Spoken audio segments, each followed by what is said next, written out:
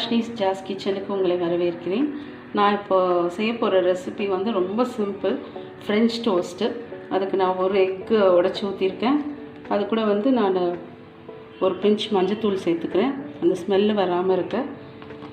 அப்புறம் ஒரு ஏலக்காய் சும்மா உடச்சி போட்டிருக்கேன். இப்போ வந்து அது கூட வந்து உங்களுக்கு ஸ்வீட் எவ்வளோ வேணுமோ அதுக்கேற்ற மாதிரி நான் வந்து ஒரு ஸ்பூன் சுகர் சேர்த்துக்கிறேன். இப்போ வந்து இதை நல்லா பீட் பண்ணிக்கணும். நம்ம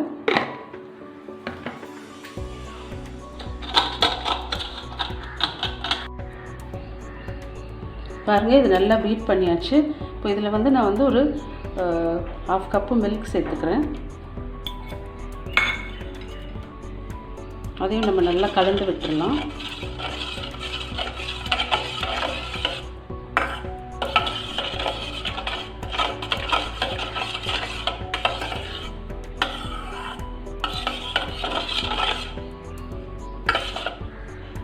அவ்வளோதான்.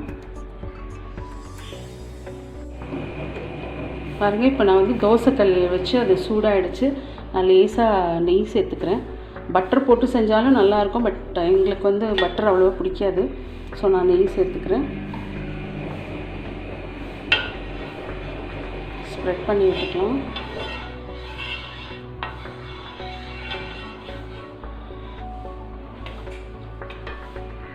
இது வந்து நீங்கள் கொஞ்சம் லோ ஃப்ளேமில் வச்சு செஞ்சிங்கன்னா தான் ரொம்ப நல்லாயிருக்கும். இதை இப்படி டிப் பண்ணி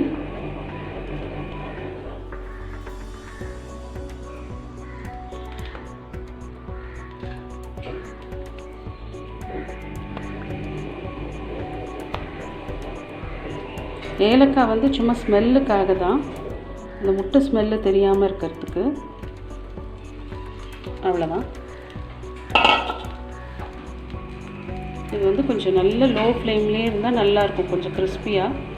கொஞ்சம் நெய் விட்டுக்கலாம்.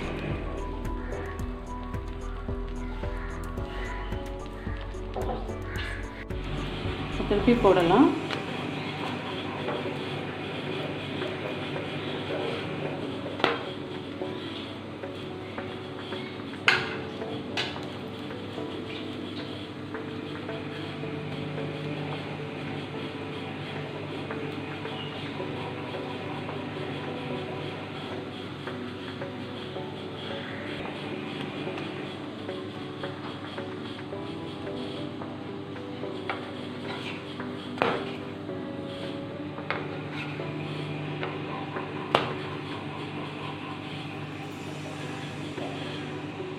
பாருங்கள், நல்லா செவந்துடுச்சு.